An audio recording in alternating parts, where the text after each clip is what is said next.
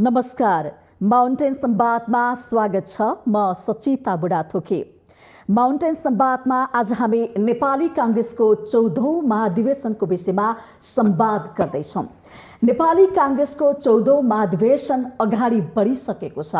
लगभग 64वटा जिल्लामा यसको वडा र पालिकाको अधिवेशन सम्पन्न भइसकेको छ भने बाँकी 13वटा जिल्लामा अधिवेशन हुन बाँकी छ। तर पनि क्रियाशील सदस्यता विवाद भने यथावत छ। र हिजोभन्दा पहिले के भएको थियो भने नेपाली कांग्रेसको यो क्रियाशील सदस्यता विवादले तोकिएको मितिमा अधिवेशन होला या नहोला भनेर अन्योलता पनि देखिएको थियो। अन्ततः हिजो सिंहदरबारमा बसेको जुन पदाधिकारीको बैठकको छलफलले पार्टीका सभापति शेरबहादुर देउवाले निर्वाचन समितिलाई निर्देशन दिनुभएको छ। मङ्सिर मसान्तभित्र तोकिएको मितिमा 14औं महाधिवेशन सम्पन्न गर्नुपर्छ भनेर उहाँले निर्देशन दिइसकेको अवस्था छ। अब के नेपाली कांग्रेसभित्र देखिएको अन्योलता अन्त्य भएको हो? तोकिएको मितिमा नेपाली कांग्रेसको महाधिवेशन सम्पन्न होला त? र सँगसँगै 14औं महाधिवेशनपछि नेपाली कांग्रेसमा कस्तो खालको नेतृत्व आउला त? यो विषयमा पनि संवाद गर्नेछौँ। र संवादको लागि हामीसँग हुनुहुन्छ नेपाली कांग्रेसका उपसभापति प्रभावशाली नेता विमलेन्द्र नेतिज्यू। नेतिज्यू, स्वागत छ। धन्यवाद। आराम हुनुहुन्छ? आरामै छु। यहाँ नेपाली कांग्रेसको 14औं महाधिवेशनको सभापतिको उम्मेदवारी घोषणा गरिसक्नु भएको छ हैन? तयारी कस्तो छ? कहाँसम्म पुग्यो? राम्रो छ तयारी। मैले 77 जिल्लाका जिल्ला सभापतिहरूसँग फोनमा काठमाडौँ आउँदा भेटघाटमा सम्पर्क गरेको छु। उहाँहरूले राम्रै सकारात्मक रूपमै लिनुभएको छ मेरो उम्मेदवारीलाई। त्यस्तै अब मैले सुरुमै शेरबहादुर देउवा, रामचन्द्र पौडेल, कृष्ण सिटौलाजी लगायत नेपाली कांग्रेसका सबै पदाधिकारीहरू, पूर्णबहादुर खड्का, शशाङ्क कोइराला, सीतादेवी यादवदेखि लिएर प्रकाश मान सिंहदेखि लिएर अर्जुन सिंह केसीदेखि लिएर हाम्रो जति पनि नेपाली कांग्रेसका केन्द्रीय सदस्यहरू छ उहाँहरूसँग पनि सरसल्लाह गरेको थिएँ। उहाँहरूको विस्तृत प्रतिक्रिया थियो। त्यस्तै 240 जुन क्षेत्रीय सभापतिहरू पुरानो संरचना अनुसारको उहाँहरूसँग टेलिफोनमा सम्पर्क गरेँ। त्यति मात्रै होइन, मैले 13औं महाधिवेशनका लगभग 3-4 हजार जुन महाधिवेशन प्रतिनिधि हुनुहुन्छ उहाँहरूसँग पनि टेलिफोन सम्पर्क गरेँ। कतिसँग भेटघाटमा, कतिसँग टेलिफोनमा। र मैले बालेश्वरमा सम्पर्क कार्यालय पनि खोलिसकेको छु। र अहिले 13वटा जिल्लाको हिमाली जिल्लाहरूको जुन निर्वाचन सम्पन्न भएको छ त्यहाँ पनि मैले सम्पर्क गरेको छु। सकारात्मक रूपमै मेरो उम्मेदवारीलाई सबैले लिनुभएको छ। म उत्साहित छु। एकदमै उत्साहित हुनुहुन्छ। यो 14औं महाधिवेशनको सभापतिको उम्मेदवारी त घोषणा गरिसक्नुभयो। सँगसँगै यहाँले हामीलाई भनिरहँदाखेरि अहिलेका पार्टीका सभापति शेरबहादुर देउवा लगायतका शशाङ्क कोइराला, प्रकाश मान सिंह सबैको साझा उम्मेदवारी भन्न मिल्छ त्यसो भए तपाईँलाई? होइन, अहिले इमान्दारी कुरा के हो भनेदेखि साझा उम्मेदवार बनिसकेका छैन। मैले साँचो कुरा भन्नुभयो। सबैजना आफै उम्मेदवार हुने इच्छुक हुनु। 7 जना चाहिँ देखिएका छन् भनौँ न मैदानमा। होइन, इमान्दार कुरा गर्नु पर्यो 8 जना देखेको छन्। 8 जना छन्। एकजना यङ्गर जेनेरेसनका कल्याण गुरुङ पनि देख्नु। उहाँ पनि देख्नु भएको छ। 13औं महाधिवेशनका म यहाँ नाउँ भनौँ, बेइमानी गर्नु भएन। 13औं महाधिवेशनमा प्रतिस्पर्धामा रहनु भएको थियो शेरबहादुरजी, रामचन्द्रजी र सिटौलाजी। उहाँहरू 3 जना अहिलेसम्म नाइ भन्नुभएको छैन। त्यसको अलावा म आफै विभिन्न भएँ। त्यसपछि प्रकाश मान सिंह हुनुभयो, शशाङ्क कोइराला हुनुभयो, 3-6 जना भयो, शेखर कोइराला 7 जना भयो, अनि कल्याण गुरुङजी पनि 8 जना। कता कता सुजाता कोइरालाको नाम पनि आउँछ बेला बेलामा। बेला बेलामा त धेरै गुण आउँछ। अर्जुन सिंह केसी, रामशरण भट्ट, सुजाता कोइराला सबैले भनिरहनुहुन्छ। तर मलाई भन्नुहुन्छ भने आज म हेर्दाखेरि यो 8 जनालाई औपचारिक रूपमा लिनुपर्छ। त्यसमा सिरियस क्यान्डिडेट त साँच्चै भन्नुहुन्छ मुख्य दावेदार त को त 8 जना मध्येमा पनि छान्नु पर्छ। साँच्चै भन्नुहुन्छ हामी 3 जना हौ। 4 जना को नाम पर्छ? जस्तो म भए, प्रकाश मानजी, शशाङ्कजी, शेखरजी, 4 जना सिरियस क्यान्डिडेट हो। र म कोसिस गरिरहेको छु सबैको साझा उम्मेदवार हुने, सबैको साझा उम्मेदवार हुन सकिन भने कमसेकम 4 जनाको साझा उम्मेदवार हो भन्ने मेरो चाहना हो। छलफलमा पनि जुट्नु भएको थियो नि तपाईँ त प्रकाश नगर जाने भेटघाट गर्ने, त्यो छलफलमा के कुरा हुन्छ खास तपाईँ? छलफलमा राम्रै कुरा, अब दुई तिनवटा कुराहरू हुन्छ। पहिले यसलाई हाम्रो 3 जनाको भेटघाटलाई मैले तपाईँको मार्फतमा के भन्न चाहन्छु भने यो पदीय भागबण्डाको लागि मात्रै हामी 3 जनाको भेटघाट होइन। 14 महाधिवेशनमा हामी 3 जनाको सन्दर्भ आउँदाखेरि 3 जना उम्मेदवार छौँ, 3 जनाबाट साझा उम्मेदवार हामी बनाउन त भन्ने हाम्रो प्रमुख एउटा चाहिँ लक्ष्य हो, छलफलको विषय हुनु स्वाभाविक हो। तर अहिले त्योभन्दा पनि महत्त्वपूर्ण के छ भने नेपाली काङ्ग्रेसको भावी दिशालाई सोच्ने, त्यसको बारेमा निर्णायक भूमिका प्रस्तुत गर्ने विषयमा पनि हामी 3 जना साझा प्रयास गर्नुपर्छ भन्ने हो। त्यस कारणले नेपाली काङ्ग्रेस, भोलिको नेपाली काङ्ग्रेसमा के हुन्छ, देशको राजनीतिमा के हुन्छ, देशका राजनीतिक विषयहरू के हुन्, यो सबै विषयमा हामी 3 जना, जसरी शेरबहादुरजी, रामचन्द्रजी र कृष्ण प्रसाद सिटौलाजी, राइट, उहाँहरू 3 जना बस्नुहुन्छ बेला बखतमा होइन, र पार्टीको र देशको बारेमा साझा धारणा बनाउनु छ।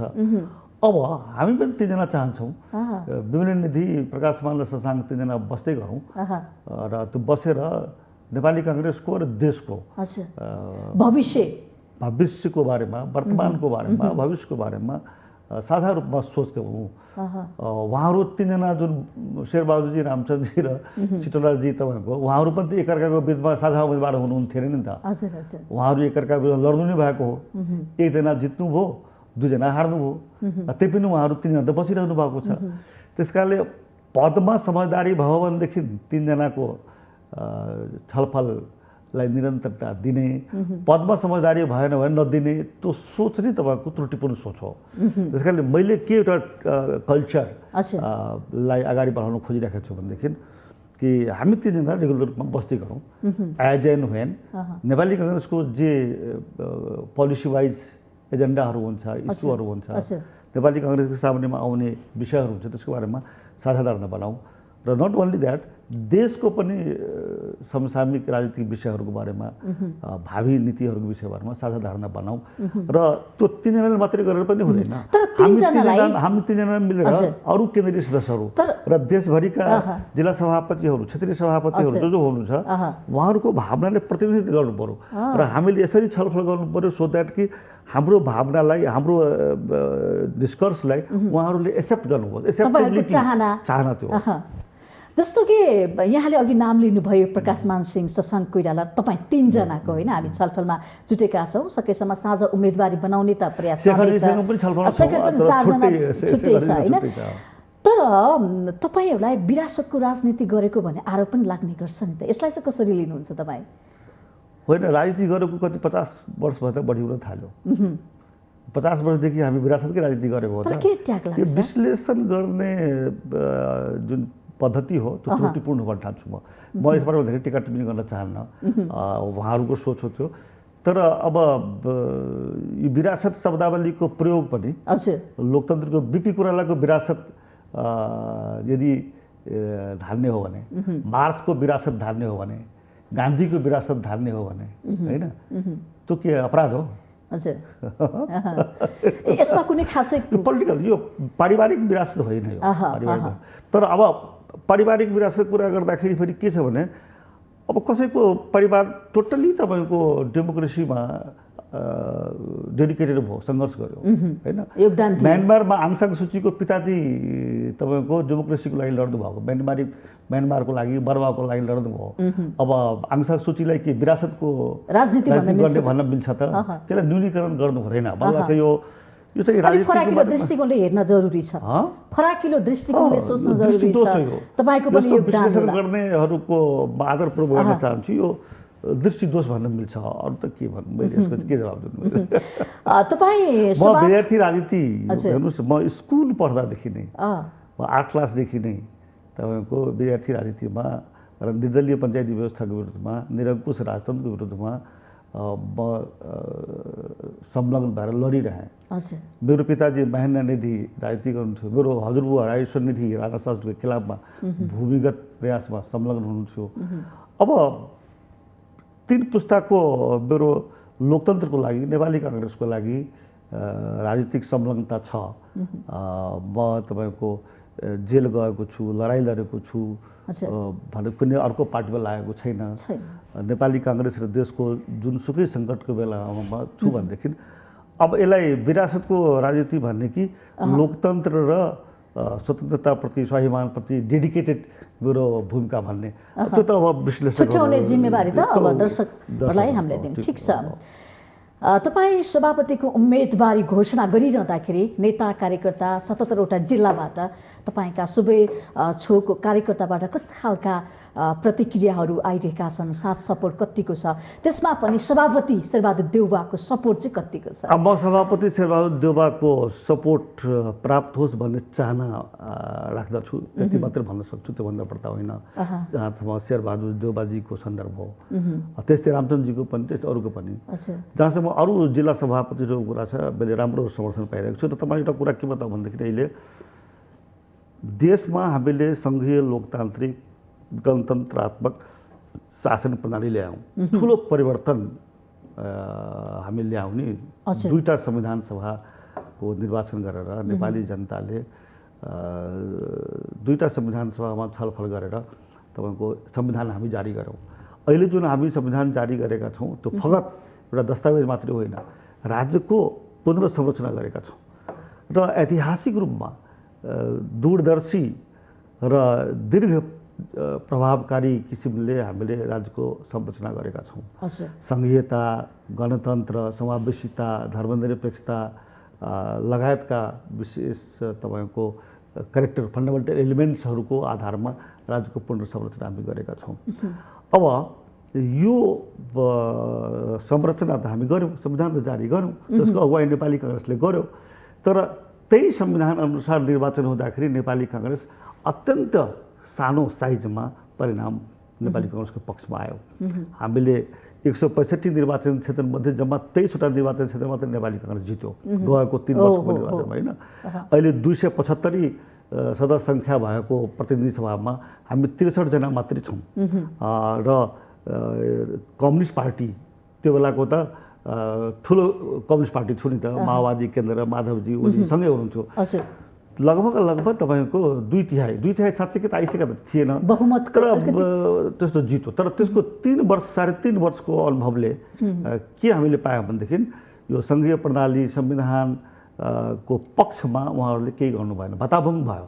न्यायपालिका, कार्यपालिका, व्यवस्थापिका, सुरक्षा निकायहरू, निजामती सेवा, शान्ति सुरक्षाको कुरा गर्नुहोस्, अन्तर्राष्ट्रिय सम्बन्धको कुरा गर्नुहोस्, सबै तपाईँको क्षत भएको छ। त्यस कारण आज मैले जब सभापतिको उम्मेदवार हुन्छु भनेर मैले सम्पर्क गरेँ, उहाँहरूले के भन्नु भनेदेखि नेपालको इतिहासको ट्र्याक रेकर्ड छ कि जब जब मधेसमा नेपाली काङ्ग्रेस जितेको छ तबसम्म देशमा काङ्ग्रेस जितेको छ, काङ्ग्रेसको सत्ता रहेको छ, नेपाली काङ्ग्रेस सरकार बनेको छ।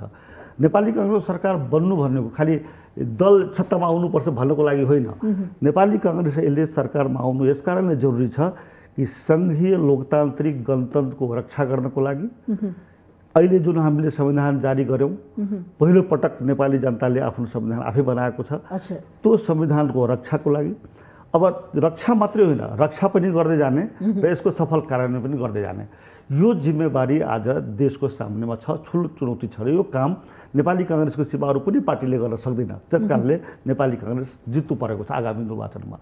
र यो दृष्टिकोण राखेर साथीहरूले के भन्नुहुन्छ भनेदेखि अब नेपाली काङ्ग्रेस जित्नु त पर्यो, कसरी जित्ने त? जबसम्म मधेसमा जितेको छैन नेपाली काङ्ग्रेस तबसम्म देशमा जितेको छैन।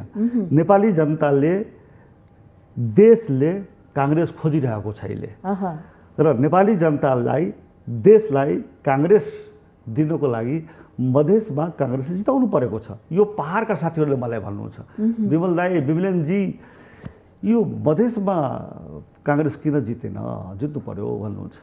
अब त्यस कारणले त्यो दृष्टिकोणले मलाई उहाँहरूले आशाको नजरले हेर्नुहुन्छ र भन्नुहुन्छ कि तपाईँको जुन डेडिकेसन छ नेपाली काङ्ग्रेसप्रति, डेमोक्रेसीप्रति, तपाईँको जिम्मेवारी हो यो नेपाली काङ्ग्रेसलाई मधेसमा पनि जिताउनु। यसको अर्थ पहाडमा नजिताउनु एजेन्डा हो होइन तपाईँको त्यसो भए त होइन। त्यो सभापतिको? मेरो एजेन्डा के भनेदेखि अहँ। म सभापति यस कारणले बन्न चाहन्छु अहँ। कि आगामी निर्वाचनमा रुखछापलाई जिताउन चाहन्छु, बहुमत दिलाउन चाहन्छु। हिमाल, पहाड, तराई, मधेसमा तिनटै भूभागमा म नेपाली काङ्ग्रेसको रुखछापलाई बहुमत प्राप्त गराउन चाहन्छु। नेपाली काङ्ग्रेसको सभापतिको हैसियतले मतदाता र जनता सम्बन्धमा म यो कुरा अपिल गर्न चाहन्छु। त्यस कारणले म सभापति बन्न चाहन्छु। मेरो पहिलो एजेन्डा यही हो। म सभापति उठ्न चाहने कुराको पहिलो उद्देश्य के हो भनेदेखि नेपालमा नेपाली काङ्ग्रेसलाई, रुखछापलाई आगामी निर्वाचनमा जिताउनु परेको छ। त्यो मेरो पहिलो हो।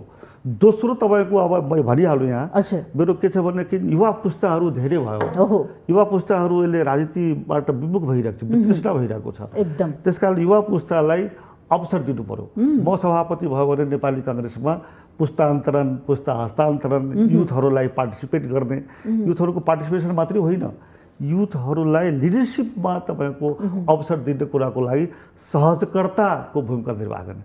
म नेपाली काङ्ग्रेसको यस्तो सभापति बन्न चाहन्छु जो कि नयाँ पुस्तालाई हस्तान्तरण गर्नको लागि सहजकर्ताको भूमिका निर्वाह गरोस्।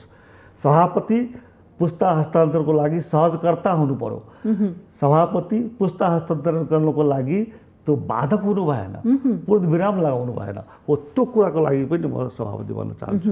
पक्नुहोस् है, ठिक छ। तेस्रो कुरामा भन्न चाहन्छु, नेपाली समाज यो विविधताले भरिएको समाज छ। हामी डाइभर्स सोसाइटी छौँ। डाइभर्सिटिज भन्नेको हाम्रो एसेट हो। विविधता भन्नेको हाम्रो सम्पदा हो। विविधता भन्नेको यो वरदान हो, अभिशाप होइन। टाउकोमा हात राखेर हो के गर्ने, धेरै जाति भयो, धेरै भाषा भयो, धेरै धर्म भयो, यसरी गरेर हामीले चिन्ता गर्नुपर्छ। यो त हाम्रो लागि एसेट हो। त्यस कारणले विविधतालाई हामीले नेपालको शान्तिको लागि, नेपालको राजनीतिक स्थिरताको लागि, नेपालको समृद्धिको लागि, नेपालमा लोकतान्त्रिक शासन प्रणाली मार्फत जनता, सार्वभौम जनताको हक हितलाई सुरक्षित गर्नको लागि हामीले प्रयोग गर्न सक्नुपर्छ। त्यस कारणले म के भन्छु भने सबै विविधताको पहिचान गरेर, सबै विविधताको प्रतिनिधित्व सबै ठाउँमा शासन प्रणालीमा प्रमुख रूपमा, राज्यको शासन प्रणालीमा हुनु पर्यो नि, त्यहाँ हुनुपर्दछ। र त्यसको लागि राजनीतिक दल नेपाली काङ्ग्रेस उपयुक्त दल हो। र त्यो नेपाली काङ्ग्रेसले विविधताहरूको प्रतिनिधित्व, विविधताहरूको पहिले पहिचान गर्नु पर्यो, त्यसपछि प्रतिनिधित्व गर्नु पर्यो। र सबै विविधताहरूलाई के फिल हुनु पर्यो भनेदेखि देशको संविधानमाथि, देशको शासन प्रणालीमाथि, देशको राज्य संरचनामाथि हाम्रो स्वामित्व छ है, हामी छौँ है त्यहाँ, हाम्रो फेस त्यहाँ छ, हाम्रो रुम त्यहाँ छ भनेर सबै विविधताले थाहा पाउनु पर्यो। आदिवासी, दलित, जनजाति, महिला, मधेसी, मुसलमान, थारू, अल्पसङ्ख्यक, तेस्रो लिङ्गी, फरक जेन्डरको कुरो, अपाङ्गहरू, हिमाल, पहाड, तराई, मधेस, यी सबैको भूभागमा बसोबास गर्ने सबै दाजुभाइहरू, सबै अट्ने भनौँ न, सबै हो। त्यो त्यसको लागि नेपाली काङ्ग्रेसले हामीले 14 महाधिवेशनबाट तरोताजा बनाएर निकाल्नुपर्छ भन्ने मेरो उद्देश्य हो। पुस्तान्तरणको कुरामा यहाँले जोड दिनुभएको छ। त्यसो भए 14 महाधिवेशनले नयाँ अनुहार युवा पुस्तालाई अवसर दिन्छ, आउने सम्भावना छ। म आफै सभापति लडिरहेको छु। 64वटा जुन वडा र पालिकाको अधिवेशनले पनि केही सङ्केत त दियो होला नि त? दियो असाध्यै दिएको छ। हेर्नुहोस् अहिले 9 लाख क्रियाशील सदस्यहरूले भएको छ। पहिले 4 लाख 4.5 लाख थियो। त्यसमा जुन युथ पार्टिसिपेसन 35-36%, 37% तपाईँको भएको छ क्रियाशील सदस्य। र वडा अधिवेशन जुन भएको छ त्यो वडा अधिवेशनमा युथहरू 19 वर्ष, 20 वर्ष, 21 वर्ष, 22 वर्षका युवा युवतीहरू आउनु भएको छ। त्यस कारणले यो धेरै राम्रो सकारात्मक सन्देश हो यो पुस्तान्तरणको लागि।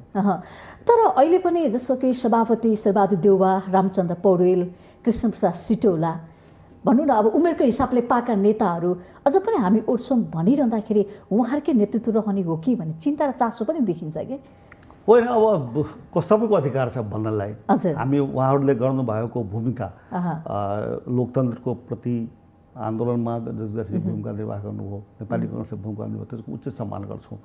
त्यो तर पाएका नेता फेरि दोहोरिने हो कि भन्ने पनि छ नि त? हेर्नुहोस्, मलाई अब लाग्दैन दोहोरिनुहुन्छ। उहाँहरू सम्मानपूर्वक भन्न चाहन्छु, देशभरिमा अहिले जुन एउटा वेभ चलेको छ त्यसमा 13औं महाधिवेशनमा प्रतिस्पर्धामा लड्नु भएकाहरू दोहोरिनु हुन्न, चाहना छैन। अहिलेको देशभरिका हाम्रा क्रियाशील सदस्यहरूको जुन वडा अधिवेशन भएर डेलिगेट्स आउनु भएको छ उहाँहरूको र सोसाइटीको डेमोक्रेटिक सोसाइटीको पनि तपाईँको त्यो चाहना छ। उहाँहरूले हामीले समर्थन गरिदिनुहोस् भन्ने हामी चाहन्छौँ। समर्थन गरेर कसो हुन्छ बलियो काङ्ग्रेस, शक्तिशाली काङ्ग्रेस, आगामी निर्वाचनमा नम्बर 1 काङ्ग्रेस, देशको काङ्ग्रेस, जनताको काङ्ग्रेस बनाउनुको लागि चाहिँ उहाँले सोच्नु पर्यो, गम्भीर रूपमा छलफल अगाडि बढाउनु पर्यो। हिजो मात्रै अब मङ्सिर मसान्तभित्र निर्वाचन सम्पन्न गर्नको लागि सभापतिले निर्देशन दिइसक्नुभयो। तपाईँ पनि त्यहाँ सहभागी हुनुहुन्थ्यो होइन? अब सकिन्छ नि होइन मसान्तभित्र? कुनै समस्या छैन। अनि अहिले मङ्सिर 9 देखि 13 सम्ममा राष्ट्रिय महाधिवेशन तोकिएको थियो। हजुर। मङ्सिर व्यावहारिक कुरा गर्नुपर्छ, मङ्सिर 9 देखि 13 गतेसम्म हुन सक्दैन। अब अहिले हेर्नुहोस् क्रियाशील संस्थाको बडो ढिलो भयो यो, त्यो ज्यादै दुःखदायी कुरा हो। यति ढिलो हुँदैन थियो तर अब ढिलो भयो। अब त्यसैले समातेर बसेको कुरा आएन। अब अहिले 2टा जिल्लाको बाँकी छ। प्रदेश नम्बर 2 को रौतहट जिल्ला र बागमती प्रदेशको रसुवा जिल्ला, 2टा जिल्लाको क्रियाशील संस्थाको सूची टुङ्गो लाउन बाँकी छ। हिजो पनि छलफल हामी गऱ्यौँ र कृष्ण प्रसाद सिटोला, रमेश लेखक र मिनेन्द्र रिजालजीको 3 जनाको कमिटीलाई यो सम्पूर्ण क्रियाशील संस्था सम्बन्धी सम्पूर्ण विवाद समाधानको लागि उहाँहरूलाई जिम्मा दिएको थियो र उहाँहरूले एउटा क्राइटेरिया बनाएर जिम्मेवारी लगाइसक्नु भएको छ। हिजो जुन रिपोर्टिङ भयो त्यो रिपोर्टिङमा के भन्नुभयो भनेदेखि जस्तो रसुवाको बारेमा प्रकाश शरण महत र प्रदीप पौडेललाई जिम्मेवारी दिएको छ कि टुङ्गो लगाइदिनु पर्यो भनेर, र रौतहटको बारेमा के अरे वीरेन्द्र रिजाल र रमेश लेखक र आनन्द ढुङ्गानाहरू 2-3 जना कसलाई जिम्मा दिएको छ। उहाँले छिटो टुङ्गो लगायो। फेरि उहाँ कोही बिरामी पर्नुभयो, अहिले कोभिडको सन्दर्भमा बिरामी पनि पर्नुभयो, कहिले के कारण भन्दैछ। जे होस् अब 2टा जिल्लाको मात्रै क्रियाशील संस्थाको सूचीको टुङ्गो लागेर निर्वाचन समितिलाई दिन बाँकी छ। हाम्रो सिस्टम के छ भने क्रियाशील संस्थाको सूची पार्टीले टुङ्गो लगाउनुपर्छ, तर त्यो सूची तपाईँको निर्वाचन समितिलाई हस्तान्तरण गर्नुपर्छ। निर्वाचन समितिले आफैले सदस्यता बनाउँदैन। निर्वाचन समितिलाई प्राप्त भइसकेपछि त्यो भोटर भयो, अब त्यसपछि गएर उसले निर्वाचन गराउँछ। र अहिले के भएको थियो भनेदेखि हिजो छलफल हुँदाखेरि यो तिहार र छठको बिचमा पनि 13 जिल्लाको जुन बाँकी छ नि त्यो गराउने कि पछि गराउने। त हिजो हाम्रो निष्कर्ष के निस्क्यो भनेदेखि सैद्धान्तिक रूपमा त्यो अधिकार सबै के गर्ने हो त्यो निर्वाचन समितिलाई दिइसकेका छौँ हामीले हिजो होइन। अब निर्वाचन समितिलाई नै पूर्ण अधिकार छ, उहाँले जे गर्दा हो भनेर हामी भनेका छौँ। सभापतिले त्यही भन्नुभयो, हाम्रो पनि सहमति भयो। तर व्यावहारिक रूपमा के छ भने अब यो 18 गते दीपावली छ, त्यसपछि भाइटिका आउँछ, त्यसपछि छठ आउँछ। त्यस कारणले अब दसैँको बेलामा पनि त्यस्तै भयो। अब दसैँलाई रोकिने भयो, दीपावली भाइटिका र छठको लागि नरोकिने कुरा भएन। त्यस कारणले के भनेदेखि सबै यसमा चाडपर्वमा अब सहभागी हुनुपर्ने रहन्छ स्वाभाविक हाम्रो हिन्दू संस्कृति र धर्मको पालनाको हिसाबले। त्यस कारणले छठपछि बाँकी 13 जिल्लाको वडा र पालिकाको अधिवेशन सम्पन्न गर्ने गरी, छठपछि सुरु गरेर सम्पन्न गर्ने गरी मङ्सिर मसान्तमा राष्ट्रिय महाधिवेशन सम्पन्न गर्नको लागि कार्यतालिका बनाउने सम्पूर्ण अधिकार निर्वाचन समितिलाई दिएको छ। भनेपछि अगाडि बढिसक्यो। अब यो क्रियाशील सदस्यता विवाद नेपाली काङ्ग्रेसभित्र सल्टिएको हो, समाधान भएको हो? अब समाधान भएको भन्नुपर्छ। अब सल्टियो त्यस्तो छैन, विवाद छैन भन्न मिल्दैन, तर सल्टियो भन्न मिल्छ। सल्टियो भन्न सन्तुष्टि त भइरहेको हुन्छ। के भन्नु देउवाको साथ त छोड्नु मलाई आफै भन्नुहुन्छ भनेदेखि म यति तपाईँको बडो दुःखलाग्दो तरिकाले म हेर्छु कि क्रियाशील संस्थाको टुङ्गो लाउने, क्रियाशील संस्थाको बारेमा जुन केन्द्रीय समितिमा नेतृत्व तहको पदाधिकारी तहको प्रभावशाली नेताहरूको जुन दृष्टिकोण रह्यो त्यो चाहिँ हेल्दी एप्रोच भएन। तर अब हेल्दी एप्रोच भएन भने त्यसैले समातेर बसिरहेको कुरा आएन। एउटा निर्णयमा त पुग्नु पऱ्यो नि। त्यस कारणले मन परे पनि नपरे पनि म यो शब्द प्रयोग गर्न चाहन्छु, मन परे पनि मन नपरे पनि बाध्य भएर स्वीकार्नु पर्यो। बाध्य पनि नभन्नु, अब यस्तै हो। यो संसारमा जुनसुकै क्षेत्रमा तपाईँ पत्रकारिता क्षेत्रमा हुनुहुन्छ, यो मिडिया हाउसको ओनरको कुरा होला, यहाँ काम गर्ने साथीहरूको कुरा होला, यो सम्पूर्ण कुरा मिठा कुराहरू हुन्छन्। सबै कुरा सोचे जस्तै हुन्छ भन्ने छैन क्या। त्यो स्वीकार गर्नुपर्छ। त्यस्तै हो सम्झौता सबै क्षेत्रमा यो राजनीति मात्रै होइन, पत्रकारिता पनि छ, उद्योगमा छ, कर्मचारी तन्त्रमा छ, खेलकुदमा। तर हटाउनु त पर्यो नि त, यस्ता विवादले पनि काहीँ कतै अलिकति अप्ठ्यारो त पार्छ नि। तकभर हामीले विवादलाई न्यूनीकरण गर्न सक्नुपर्छ। विवादको सम्पूर्णमा उन्मूलन त सायदै कतै हुन्छ, मलाई थाहा छैन, तर न्यूनीकरण चाहिँ गरिराख्नु पर्दछ। एक्सेप्टेबल सिचुएसन चाहिँ डेभलप गर्नुपर्छ, सिर्जना गर्नुपर्छ भन्ने लाग्छ मलाई। तर एमाले तपाईँहरूभन्दा पछि वडा र पालिकाको अधिवेशन गरिसक्यो सम्पन्न, तर कङ्ग्रेसको अझै पनि अल्झिया छ कि? एमालेको अनुशासन, एमालेको सदस्यता, एमालेको निर्देशनको तामिली गर्ने प्रक्रिया संस्कार भिन्दै छ। म धेरै टिका टिप्पणी गर्न चाहन्न। यो हेर्नुहोस्, यो कम्युनिस्ट विचारधारामा निर्माण गरिएको पार्टीको उहाँहरू त एकै दिनमा एक दिनमा त उहाँले यो वडादेखि लिएर देशभरिको उहाँले चाहनुभयो भनेदेखि तपाईँको सबै कुरा एकै दिनमा गर्न सक्नुहुन्छ। But that is not intervention. क्षमता होइन, त्यो अधिनायकवाद, आन्तरिक अधिनायकवादको प्रतीक हो। त्यो लोकतन्त्रको अभ्यास होला नि त, चाँडो छिटो छरितो सम्पन्न गर्ने। यो देखाइदिएर के गर्नुहुन्छ? लोकतन्त्र कम्युनिस्ट पार्टीमा आन्तरिक लोकतन्त्र हुन्छ? यो सोच्ने कुरा। तर त उहाँहरूले त लोकतन्त्रको अभ्यास त कम्युनिस्ट पार्टीले गरिरहेछ, कङ्ग्रेसले त भित्रै पार्टीभित्रै अन्तरसङ्घर्ष गरिरहेछ भन्छ। संसारको पहिले राजतन्त्रमा राजाले पनि भन्थ्यो, निर्दलीय पञ्चायती व्यवस्था भन्छ, लोकतन्त्रको अभ्यास हामी गरिरहेको छौँ भनेर। त्यो भन्नु एउटा कुरा हो। म एउटा कुरामा छु कि यो कुरा मेरो यसलाई दृढ विश्वास भन्छ, वैचारिक रूपमा हेर्नु पर्यो। कम्युनिस्टहरू लोकतन्त्रवादी हुँदैन, कम्युनिस्टहरू संहितावादी पनि हुँदैन। कम्युनिस्ट हुनु र लोकतन्त्रवादी हुनु दुईटा एकअर्काको विरोधाभासपूर्ण कुरा हो। कम्युनिस्ट हुनु र संहितावादी हुनु एकअर्काको विरोधाभासपूर्ण कुरा हो। मलाई खुसी लाग्छ यदि कम्युनिस्टहरू संहितालाई मानेर मात्रै होइन, संहिताले अवलम्बन गर्ने, अनुकरण गर्ने हुन्छ भने द्याट मिन्स कि त्यो कम्युनिस्ट पार्टीको कम्युनिस्ट हटाइदिए हुन्छ। तर काङ्ग्रेसले त कम्युनिस्टको एजेन्डा, मुद्दाहरू, सिद्धान्त बोक्यो भन्छन् नि त। कसले भन्छ हो? त्यो कुरा पनि आएको छ विश्लेषणहरूले, विज्ञहरूले। अज्ञान हुन्छ, माफ गर्नु होला, म आदरपूर्वक भन्न चाहन्छु विज्ञहरूलाई। म विज्ञ छैन, म त के अरे इम्परर्स न्यू क्लोथ हामी स्कुलमा पढ्थ्यौँ नि त अङ्ग्रेजीमा। इम्परर्स न्यू क्लोथमा त्यो एउटा बुवाको काखमा बस्ने बच्चाले के भन्थ्यो भनेदेखि राजा नाङ्गी थियो, ठगहरूले ठगेर क्या राम्रो ड्रेस भनेर देखाइदिएको थियो, तर राजा त नाङ्गी थियो। अब के भन्दै थियो भनेदेखि जो राजाप्रति लोयल छ त्यसले मात्र यो ड्रेस हेर्न सक्छ। सबैले डरले राम्रो छ लुगा हुन्थ्यो। अनि बच्चा माथि काँधमा बसेर के भन्थ्यो, बुवा राजा त नाङ्गै रहेछ नि। म विज्ञ छैन, म त्यो बच्चा छु। म के भन्छु भनेदेखि सिक्दै हुनुहुन्छ भन्नु, बच्चाले ट्रुथ बोल्छ, साँचो बोल्छ, जे देख्छ त्यही बोल्छ। म के भन्छु भनेदेखि कम्युनिस्ट फिलोसफीमा, पार्लियामेन्टमा यहाँ बोलेको छ कम्युनिस्टहरूले कि कम्युनिस्टको डिक्सनरीमा बहुलवाद हुँदैन भनेर। अब कम्युनिस्ट नेताहरूले त्यो बोल्ने अनि हामीले भन्ने कम्युनिस्ट डेमोक्रेट छ भन्ने, विज्ञहरूले भन्दैन। कम्युनिस्ट नेताहरूले आफै रेकर्ड छ, अहिले पनि संविधान सभा रेकर्ड छ कि कम्युनिस्टको डिक्सनरीमा बहुलवाद हुँदैन, रेकर्ड छ। अहिलेको जुन एमालेको अध्यक्ष हुनुहुन्छ, हामीले संहिता चाहेका थिएनौँ, वास्तवमा रेकर्ड छ।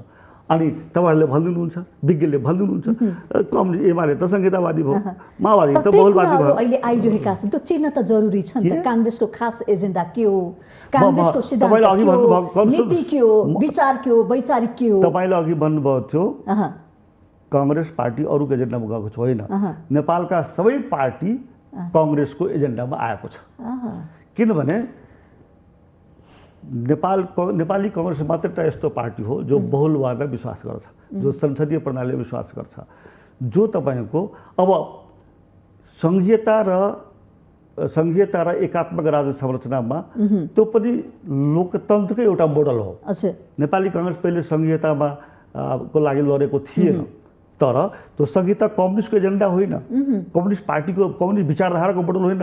म चुनौती दिन्छु सचिताजी तपाईँको माध्यमबाट सम्पूर्ण विज्ञहरूलाई, संहिता तपाईँको कम्युनिस्टको किताबमा, कम्युनिस्टको दर्शनमा, कम्युनिस्ट सिद्धान्तमा कहाँ छ भनेर कसैले देखाइदिनुहोस् त। कुन चाहिँ विज्ञले देखाउनुहुन्छ? त्यस कारणले संहितामा आउनु भनेको कम्युनिस्टको एजेन्डामा नेपाली काङ्ग्रेस आएको होइन, नेपाली काङ्ग्रेसको एजेन्डामा कम्युनिस्ट आएको हो। गणतन्त्र त हामी सबैले पाएको हो। गणतन्त्र भनेको डेमोक्रेटिक मोडल हो पनि त। कम्युनिस्टको मोडलको डेमोक्रेसी त भएन नि त। प्रचण्डजीले चाहेको जस्तो त राष्ट्रपति प्रणाली छैन नि त, हामी मानेनौँ नि त। तपाईँको बताउँ, नेपालको संविधानको धारा पढ्नु होला, दल सम्बन्धी धारा। त्यसमा अर्को एउटा धाराको मलाई नम्बर याद भएन अहिले, तर त्यसमा अर्को पनि लेखेको छ, एउटै विचारधारा एउटै दर्शनकोले मात्रै चुनावमा भाग लिन पाउनुपर्छ भन्ने कुरा पनि तपाईँको निषेध गरिएको छ, प्रतिबन्ध लगाएको छ। त्यस कारणले यो के भनेको छ भने एकदलीय प्रणालीलाई पनि नेपालको संविधानले निषेध गरेको छ, क्लियर कट निषेध गरेको छ। त्यस कारण कम्युनिस्टहरू एकदलीय प्रणालीमा विश्वास गर्छन्। जुनसुकै देशमा जहाँ कम्युनिस्ट शासन प्रणाली छ त्यहाँ एकदलीय प्रणाली छ। भनेपछि फरक छ, कम्युनिस्ट र काङ्ग्रेसमा फरक छ। कम्युनिस्टले काङ्ग्रेसको एजेन्डा बोकेको छ। नेपाली अन्ततोगत्वा नेपाली काङ्ग्रेस तपाईँको नेपाली काङ्ग्रेसको मूल विश्वास भनेको डेमोक्रेसी हो।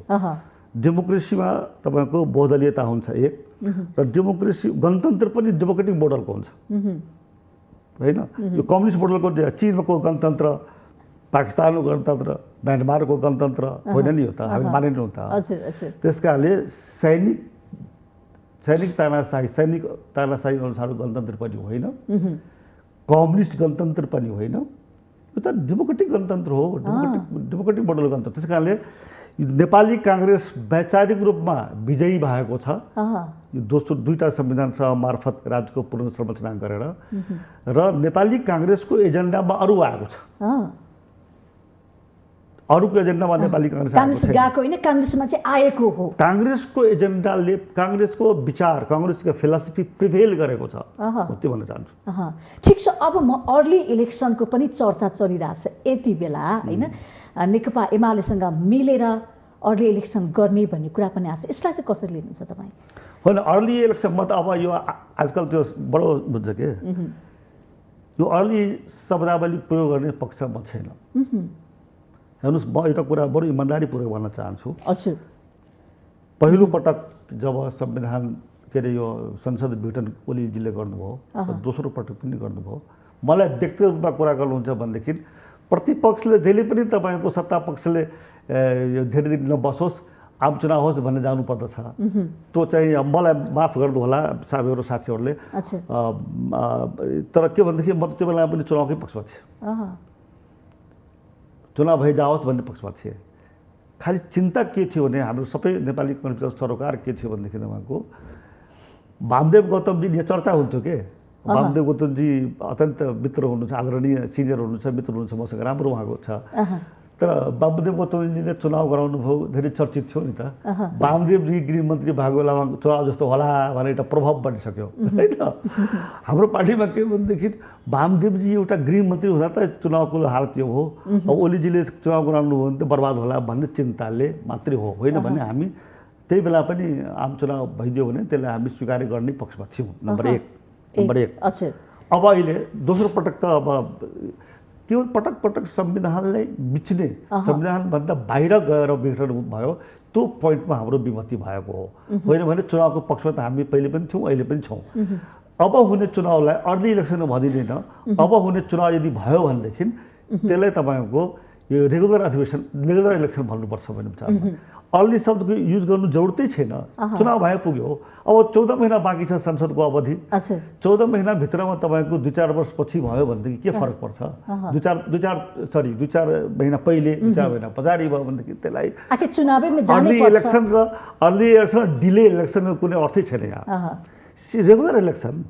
त्यस कारणले चुनाव भयो भने, तर अहिले म के भन्छु भने तपाईँले सोधेको प्रश्नमा नेपाली काङ्ग्रेसको महाधिवेशनभन्दा पहिले कुनै किसिमको राष्ट्रिय चुनाव हुनुपर्छ भन्ने कुरासँग म सहमत छैन व्यक्तिगत रूपमा, हामीसँग नेपाली काङ्ग्रेस सहमत छैन। त्यस कारण अहिले हाम्रो पहिलो एजेन्डा एट ह्यान्ड जसलाई भन्छ नि, हाम्रो हातमा पहिलो काम के छ भने नेपाली काङ्ग्रेसको 14औं महाधिवेशन सम्पन्न गर्नु, र अहिले संसदको अवधि बाँकी नै छ।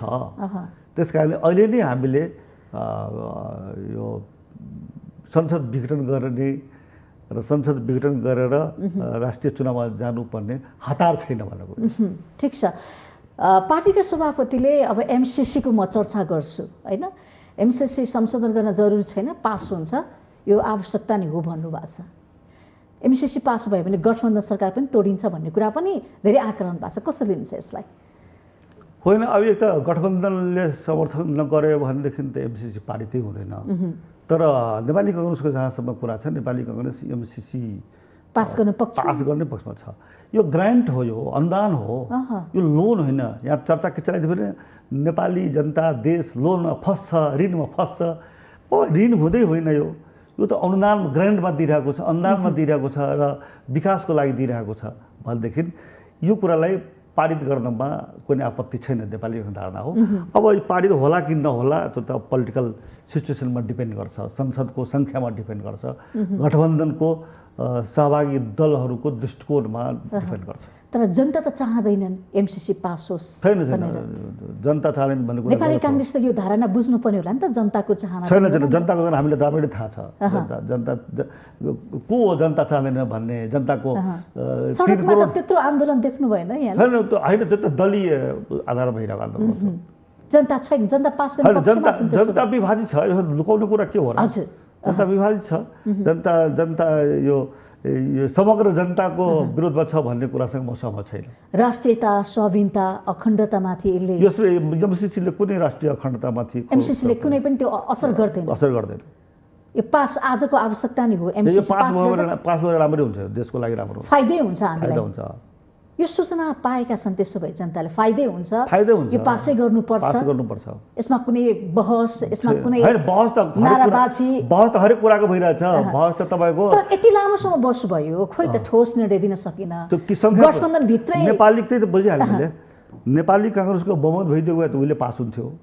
नेपाली काङ्ग्रेसको बहुमत नभएर पास भएको छैन, सिधै कुरा त्यो। गठबन्धनले चाहँदैन भने पास हुँदैन, त्यही हो। गठबन्धन चाहने जस्तो त देखिया छैन। छानकाट हेर्दाखेरि यही टेबलमा बसेर मैले माओवादीका नेता जसोपाका नेतासँग मैले टक गरेको छु। गठबन्धन मैले भने गठबन्धनले नचाहँदा पास हुँदैन, पास हुनु पर्ने हो। दुईवटा अलग अलग कुरा हो नि त। हेर्नुहोस्, देशको संविधान जुन जारी भयो नि, त्यो बेला पनि हामीले संविधान संशोधन गर्ने एजेन्डा राख्यौँ नि, केही एजेन्डा पास भयो। दोस्रो पटक पनि हामीले संशोधनको एजेन्डा राखेका छौँ नेपाली सरकारले, त्यो पनि पारित भएन नि। ओलीजीको पार्टीले त्यो बेलामा सहमति गरेन। त्यसकारणले के हुन्छ, जबसम्म तपाईँको संसदमा सङ्ख्या पुग्दैन, कुनै पनि प्रस्ताव पारित हुनुको लागि संसदमा बहुमत चाहिन्छ। अब नेपाली काङ्ग्रेसको बहुमत छैन। नेपाली काङ्ग्रेसले यो बहुमत दिनको लागि त गठबन्धनको समर्थन चाहियो। गठबन्धनले साथ दियो भने पास हुन्छ, गठबन्धनले साथ दियो भने पास हुँदैन। तर यसको लागि धेरै परिरहनु परेन। ठिकै छ। यो गठबन्धनको आयु चाहिँ कहाँसम्म, निर्वाचनसम्म हो कि अथवा कहाँसम्म हो? पछि कुरा होला, अर्को संवादमा तपाईँ भन्नु होला। म यसमा के भन्न चाहन्छु भने मैले अघि भने म सभापति बन्न चाहनेको उद्देश्य के हो भने नेपाली काङ्ग्रेसलाई बहुमत दिलाउनु पर्यो। चुनावमा नेपाली काङ्ग्रेस बहुमत दिलाउनुको लागि जे गर्नुपर्छ त्यही अनुसार हाम्रो गठबन्धनको बारेमा धारणा र दृष्टिकोण आगामी निर्वाचनमा नेपाली काङ्ग्रेस बहुमत कसरी प्राप्त गर्न सक्छ त्यही उद्देश्यको लागि जे आवश्यक निर्णय हुन्छ त्यही हामी गर्नेछौँ। तपाईको उम्मेदवारी त्यही सभापतिको लागि हो, त्यो ल्याउनको लागि, बहुमत ल्याउनको लागि। सभापतिको लागि उम्मेदवारी होइन कि सभापति म बन्न खोजेको आगामी आम निर्वाचनमा नेपाली काङ्ग्रेसलाई बहुमत दिलाउनको लागि, रुखछाप गरेर जिताउनको लागि। त सक्नुहुन्छ, त्यो सपना देख्नु भएको छ है तपाईले? सपना सबैको साथ, यसको लागि मेरो जीवन, यसको लागि मेरो समय समर्पित छ। तर सभापति छोड्नु, तपाईले त्यत्रो साथ सहयोग गर्नुभएको सभापतिलाई साथ छोड्नु भयो पनि भन्छ। साथ छोड्दै नछोड्ने विषय नै होइन त। साथ छोड्ने मैले एउटा कस्तो कुरा हुन्छ भनेको घरमा घरको मुखिया खास गरेर भनौँ न बुवा आमा काकाहरूले घर गृहस्थी चलाइरहनुहुन्छ। जब छोराछोरी बालिग हुन्छ, बालिग भएर पनि उसले घर गृहस्थीमा तपाईँको नेतृत्वदायी भूमिका निभाउँछ गृहस्थ प्रणालीमा। अनि त्यो गर्दाखेरि बुवा आमाले के गर्नुपर्छ, ल बाबु हो अब जिम्मेवारी सम्हाल्न भन्नुपर्छ कि पर्दैन? जिम्मेवारी सम्हाल्नु लाग्दाखेरि के बाबु आमालाई छोराछोरीले छोडिदिएको साथ छोडेको भन्ने मिल्छ? मिल्दैन नि त। त्यस कारण हामीले यो विश्लेषण गर्ने दृष्टिकोण फरक छ। भने सँगै हुनुहुन्छ तपाईँ? सँगै छौँ नि त हामी त, पार्टी सभापति हिजो पेठोमा सँगै छौँ हामी, अहिले पनि सँगै, रामचन्द्रजीसँग पनि सँगै छौँ, सेवाजीसँग सँगै छौँ, सबै सँगै छौँ। प्रतिस्पर्धा र साथ दुईवटा सँगसँगै हिँड्ने कुरा हो, दुईवटा सँगसँगै हिँड्ने कुरा। अब म कुरा गर्छु तपाईँको राजनीतिक यात्रा त लामो छ, अघि नै यहाँले पनि चर्चा गरिसक्नु भएको छ, सबैलाई पनि थाहा छ। तपाईँले खास देश र जनताको लागि के गर्नुभयो? मैले के गरेँ? मैले अब एक शब्दमा भन्नु पर्यो भनेदेखि नेपालमा निरङ्कुश राजतन्त्र र निरङ्कुश राजतन्त्रद्वारा संरक्षित, निर्देशित, सञ्चालित निर्दलीय पञ्चायती व्यवस्था थियो, तानाशाही व्यवस्था थियो। त्यसको विरुद्धमा नेपाली काङ्ग्रेसले पटक पटक आन्दोलन गर्यो। मेरो उमेर, म भनौँ न बालिग पनि नहुँदै म त्यो आन्दोलनमा सहयोगी भएँ, सहभागी भएँ। सहयोगी मात्र होइन, सहभागी भएँ, जेल गएँ र आन्दोलनलाई सफल बनाउनुको लागि नेपालमा भएको विभिन्न चरणमा तपाईँको सक्रिय भूमिका निर्वाह गरेको छु। त्यो भनेको नेपाली जनताको लागि र देशको लागि। नेपालमा डेमोक्रेटिक मुभमेन्टमा भाग लिनु र नेपालमा डेमोक्रेसीलाई इस्ट्याब्लिस गर्नु जुन काम हो, त्यो नेपाली जनताको लागि काम हो, नेपाल देशको लागि काम हो। त्यसमा म पुरा तन मन धनले निष्ठाको साथ लागेको छु। यो जनताको लागि गरेको काम यो हो। त्यस कारणले मैले यसमा के भन्ने गरेको छु भनेदेखि, अब अर्को कुरा विकासको लागि हुन्छ। राजनीति गर्ने मान्छेले अथवा जनताले दुईवटा कुरा खोजेको हुन्छ, अधिकार र विकास, समृद्धि। मैले नेपाली जनताको अधिकारको लागि पनि अहिलेसम्म लड्दै आइरहेको छु, लडेको पनि छु। मेरो सम्पूर्ण जीवन अधिकार पाएका छन् मधेसका जनताले, त्यसो भए होइन। अधिकार पहिले त देशकै जनताले अधिकार पाएको छैन नि त। मधेसको जनताले पहिलेभन्दा धेरै अधिकार पाएको छ, अझै अधिकार पाउन बाँकी छ। मधेसको जनताले, हिमालको जनताले, आदिवासीले, जनजातिले, महिलाले, तपाईँ महिलाहरूले पनि अधिकार पाउन बाँकी नै छ नि त। हाम्रो पार्टीमा के हुन्छ भनेदेखि महिलाहरूलाई भन्ने गर्छु म, हाम्रो पार्टीमा के हुन्छ भने आरक्षण त सहमहामन्त्रीको लागि भयो, त्योभन्दा माथिको त भएन। अनि न्युजिल्यान्डको कहाँको उदाहरण देखाउनुहुन्छ। मैले भने न्युजिल्यान्डमा प्रधानमन्त्री जुन हुनुभएको छ महिला, त्यो आरक्षणबाट आउनु भएको छैन। लड्नु पर्यो नि, प्रतिस्पर्धा क्षमता भएर, क्षमता वृद्धिको लड्नु पर्यो। म तपाईँलाई भन्दैछु सचिताजी, म नेपाली काङ्ग्रेस प्रजातान्त्रिक पार्टीवाला हुँदा पोखरामा होला सायद कि नेपालगञ्जमा, पोखरामा नेपाल विद्यार्थी सङ्घको महाधिवेशन भएको छु। एकजना महिला नेत्रीलाई, नेवी सङ्घको नेत्रीलाई मैले भने तपाईँ हुनुहोस् सभापति, नेवी सङ्घको केन्द्रीय सभापति, म सबैलाई यो गर्छु। महिलाले मान्नु भएन, के गर्ने मैले, होइन। त्यस कारण म त के भन्छु भनेदेखि, तपाईँले भन्नुभएको छैन। त्यसो भए नेपाली काङ्ग्रेसले महिलालाई अवसर दिएकै छ, अवसर दिएकै छ र अवसर लिनुपर्छ। अवसर पाएको पनि छ र अवसर लिनु पनि पर्छ। अवसरको लागि अग्रसरता, फाइट त्यही नै हो नि, सङ्घर्ष त्यही नै हो नि। सङ्घर्षको धेरै मोडल हुन्छ। सङ्घर्ष खालि बन्दुक बोकेर अथवा जुलुस लगाएर मात्र होइन। तपाईँले लिड गर्न चाहनुहुन्छ भनेदेखि सोसाइटीमा, हर परिवारमा तपाईँ लिड गर्न चाहनुहुन्छ। तपाईँले पत्रकारितामा आउनुभयो, तपाईँको पत्रकारितामा, तपाईँको फ्यामिलीमा महिलाहरूले पत्रकारितामा बाहिर जानु पर्यो, के अनेक तपाईँको सङ्घर्ष गर्नुपर्छ नि मनोवैज्ञानिक। सो त्यसको लागि तपाईँ तयार हुनुपर्छ। त्यस्तै हो पोलिटिक्समा पनि। त्यस कारणले सबै क्षेत्रले सङ्घर्ष गर्नको लागि तपाईँले मसँग सोध्नु भएको प्रश्न थियो, तपाईँले जनताको लागि के गर्नुभयो? जनताको अधिकार र लोकतन्त्रको लागि म सम्पूर्ण त्याग गर्दै सङ्घर्ष गर्दै आइरहेको छु, अविचलित रूपमा। पटक पटक जेल गए भनौँ न। अब यसको सजिलो उदाहरण के भने कि जलेश्वर जेल, सुर्ती विकास कम्पनीको ड्राइङ प्लान्ट छ ढल्केवरमा, महेन्द्रनगरमा, त्यसलाई टेम्पोररी जेल बनाएको सत्याग्रहको बेलामा। त्यसमा हामी 60-70 जना थियौँ, मेरो पिताजी र मसँगै थियौँ। त्यसपछि तपाईँको रामेछाप जेल, सिन्धुली जेल, सिन्धुली गढी, जुन अहिले गढीको बारेमा तपाईँको यो म्युजियम बनाउने भनेको थिएन, अङ्ग्रेजसँग लडेको ठाउँ, त्यहाँ जेल थियो, टेम्पोररी जेल थियो, त्यहाँ म बसेको छु। त्यस्तै तपाईँको यहाँ काठमाडौँको केन्द्रीय कार्यालयमा बसेको छु, नक्कु जेलमा बसेको छु। यो सबै जनताको अधिकारको लागि। अब विकासको कुरा गर्नुहुन्छ भनेदेखि तपाईँको म भौतिक पूर्वाधार मन्त्री हुँदाखेरि पनि तपाईँको देशभरिमा सबै निर्वाचन क्षेत्रमा तपाईँको एउटा निर्वाचन क्षेत्रमा एउटा सडक, मैले यहाँ त्यो बेलामा एमपीहरूलाई बोलाएर ल तपाईँको एउटा सडक दिनुहोस् मैले काज गर्ने, प्रादेशिक सडकको शीर्षक मैले राख्न लगाएको छु। तपाईँको प्रदेश नम्बर 2 मा पथलैयादेखिको सडक भनौँ, ढल्केवर जठी, जनकपुर जठीको 6 लेनको सडकहरू भनौँ, रेलवे लाइनको उद्घाटन मैले, शिलान्यास मैले गरेँ। जनकपुरमा राजेश जनक विश्वविद्यालय बनाएँ। अनि विकासको क्षेत्रमा हेर्नुहुन्छ भने मलाई अब पश्चाताप छैन। जनताको लागि मैले, जनताको अधिकारको लागि मैले काम गरेँ कि गरिनँ भन्ने पश्चाताप छैन। हिजो पनि गर्नुभएको थियो, आज पनि गर्नुहुन्छ, भोलि पनि गर्नुहुन्छ। जनताको विकासको लागि मैले कुनै काम गरेँ कि गरेन त्यसको लागि पनि मेरो पश्चाताप छैन। गान्धीजीले के भन्नुहुन्थ्यो भनेदेखि सेवाको उद्देश्य तपाईँको विश्वकै सेवाको लागि लक्ष्य लिनु, तर काम गर्दाखेरि त विश्वमा एकैचोटि दुईवटा खुट्टा दुईवटा हात भागे त केही छैन नि त।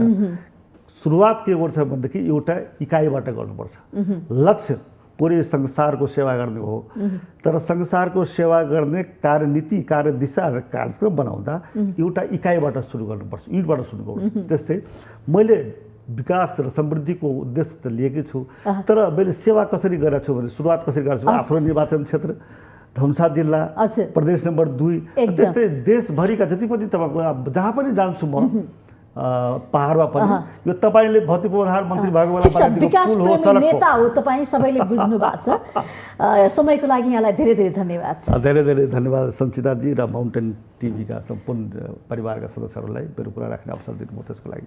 हस्, आज हामीले कार्यक्रम माउन्टेन संवादमा नेपाली काङ्ग्रेसका उपसभापति विमलेन्द्र नेतिज्यूलाई निम्ता आएका थियौँ। कार्यक्रमबाट म पनि ओजेल पर्छु। माउन्टेन टेलिभिजन HD हेर्दै गर्नुहोला। नमस्कार।